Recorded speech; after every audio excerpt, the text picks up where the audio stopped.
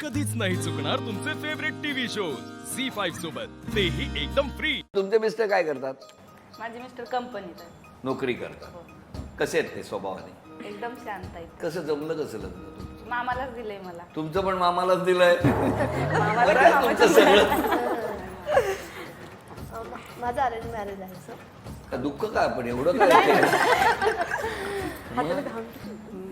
Job करतात तिथे वाशीलाच. हो वाशीलाच. हो. माझे मिस्टर गाडी आहे स्वतःची गाडी. चालेल. कसं लग्न कसं जमलं? Arrange marriage. अरे, गाडी घेऊन आले होते तिकडे. मग जमलं कसं? असंच पाहुण्यांच्या. असंच काही जत्रा होती पाहुण्यांमध्ये ना. हो पाहुणे. बघा आज कसं झालंय माहितीये, मी पोलीस स्टेशन मध्ये आहे आणि ह्यांनी सिग्नल तोडलाय, असे चेहरे झाले. आपण माझे मिस्टर सर ट्रॅफिक पोलीसच आहेत. हो का? येस. अच्छा, कुठे असतात ते? ते आता सध्या HSPला नेमणुकीला आहेत. बरं. Highway traffic. मग तुमचं लग्न कसं जमलं? आमचं लव्ह मॅरेजेस. रस्त्यावर?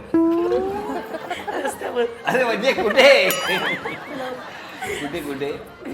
सर काय नाही, बॅचलर आहोत दोघं पण. अच्छा या. त्याच्यामुळे एकत्र ट्रेनिंग किंवा एकत्र होतो ड्युटीला. त्यावेळेला Yes. मग त्यांनी प्रपोज केलं तुम्हाला येस सर. आणि तुम्ही होकार दिला हो सर. का? स्वभावाला ते छान आहेत, मॅच पण खूप छान आहे. त्याच्यामुळे मॅरेज मटेरियल होतं, मग लग्न करून टाकलं. अरे वा. तुमचं कसं काय?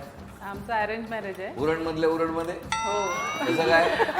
माझे वडील आणि माझे सासरे एकत्र काम करत मग होते. तुम्ही काय बघत होता एकमेकांना? नाही. मग सासऱ्यांनी विचारलं माझ्या वडिलांना की असं माझ्या मुलाचं लग्न करायचंय तर देणार का तुमची मुलगी?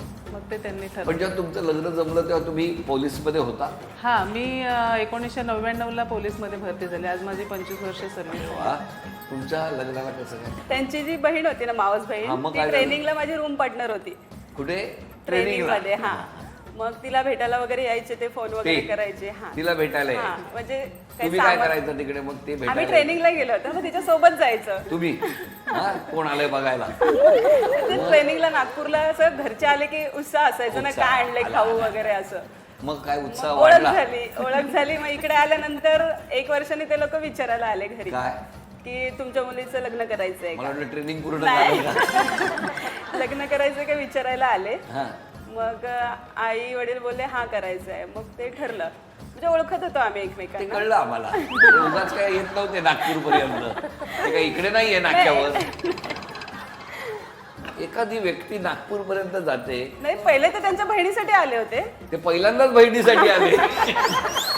एकदाच बहिणीसाठी आले आणि नंतर मग त्यांना वाटलं की इकडे जरा चांगलं वाहतूक आहे. मग ते लव्ह मॅरेज आहे ना तुमचं? हा सर. मग सांगा ना स्पष्ट लव्ह मॅरेज आहे म्हणून. तुम्ही विचारलंच अरे नाही. काय विचारलं? मीच विचारायचं. तुमचं? माझं आत्याचाच मुलगा आहे. हा. पण लव्ह मॅरेज नाही, अरेंज मॅरेज आहे. माझ्या सासऱ्यांनी मागणी घातलेली की म्हणजे कविताला द्याल का तुम्ही? तर माझे आजी आजोबा बोलले की हो. माझे मिस्टर पण पोलीसमध्येच आहेत. आता आधी रायगडला होते, आता यांनी ट्रान्सफर करून घेतलं नवी मुंबईला. आमचं लव्ह मॅरेज आहे.